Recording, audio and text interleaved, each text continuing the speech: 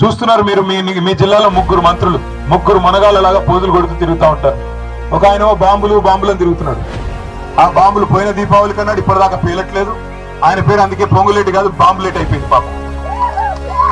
ఇంకా ఇద్దరు మంత్రులు ఉన్నారు. ఒక ఆయన బిజీగా కమిషన్లలో బిజీగా ఉన్నాడు, ఇంకొక ఆయన వ్యవసాయ మంత్రిగా. మరి ఆయన ఏం చెప్తున్నారో, రైతులందరూ ఇవాళ ఎరువుల దుకాణాల ముందు లైన్లలో చెప్పులు పెడుతుంటే మళ్ళీ ఆనాటి రోజులు వచ్చాయని పాటలు పాడుకునే దుస్థితి వస్తే మరి ఆయన ఏం చేస్తున్నాడో నాకైతే తెలియదు. 2 లక్షల టన్నుల ఎరువులు ఇవాళ కొరత రాష్ట్రంలో ఉన్నమాట వాస్తవం.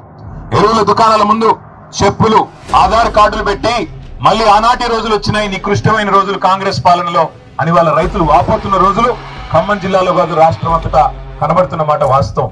అందుకే నేను అనేది, మనం ఓటేసేటప్పుడు ఆలోచించుకుని ఓటేస్తే తప్పకుండా మనకి సరైన నాయకత్వం ఉంటే లాభం జరుగుతుంది తప్ప ఎవరిని పడితే వాళ్ళని గెలిపిస్తాం, వాళ్ళు ఆ రోజు చెప్పిన మాటలని మోసపోతామంటే తర్వాత బాధపడడం తప్ప ఇంకోటి ఉండదు.